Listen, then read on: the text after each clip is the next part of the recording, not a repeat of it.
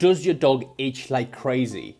The dog might have dandruff, dry skin, or a really flat coat. Gastrointestinal problems, vomiting, diarrhea, and a myriad of other conditions. You may have recently gone to the vet and they might have recommended a hypoallergenic diet and a hypoallergenic food.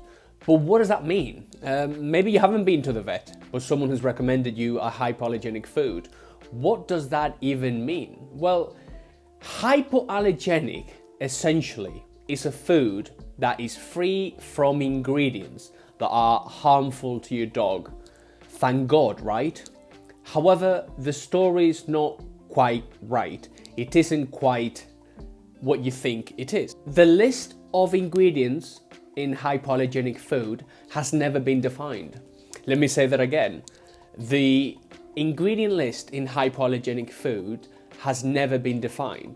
What does this mean? Well, this means that basically, in a sense, a manufacturer can put any ingredient into a pet food and call it hypoallergenic. Guess what? That is what the pet industry has been doing and does consistently day in and day out. And vets recommend hypoallergenic diets that aren't very good for dogs. So let's break it down and let me show you what I mean. So these are some common ingredients that are prevalent in hypoallergenic food.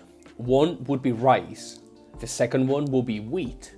Things like corn, maize, soya meal, yeast and parts thereof, sugar, hydrolyzed animal protein, unspecified ingredients like animal fats. If a manufacturer says animal fat on the back of the packet, on the ingredients list, and they say animal fat or meat and animal derivatives, do we know what we're feeding the dog? Probably not, because we do not know what we are feeding the dog, and that is the truth.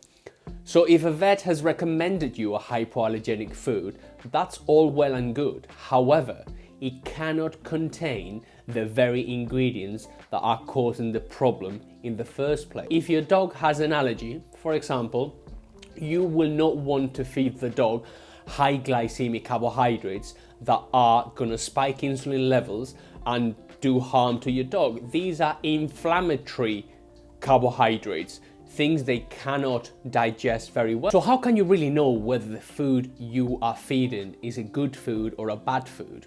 Reading the ingredients is a great way to determine whether a food is good or is bad, whether it says hypoallergenic or whether it says gastrointestinal, skin, or whatever modality the manufacturer will have put on the bag. Basically, the industry has been taking you for a ride or wants to take you for a ride with regards to the nomenclature, the way they name and label these pet products that we then feed to our dogs. So if the definition of hypoallergenic is a food that is free from ingredients that are aggravating or free from allergens, that means that the ingredients will need to be wholesome, and feeding a dog 60, 70, 80, 90% high glycemic carbohydrates, things we would eat, we would design to eat, things like rice or wheat or corn or things like that. Even sugar, sugar is in pet food. So these things are not hypoallergenic.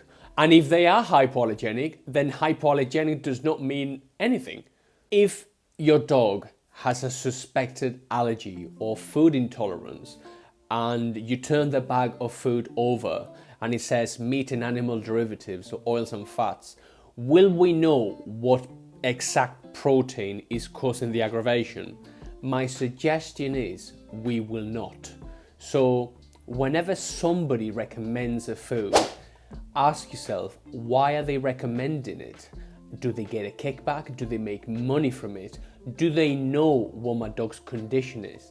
Can they explain to me why they're recommending that food? The term hypoallergenic, again, does not mean anything. So how can someone be so sure that a hypoallergenic diet, which is a token word, will indeed solve my dog's problems? Or will that very food keep me in the loop of more vet visits?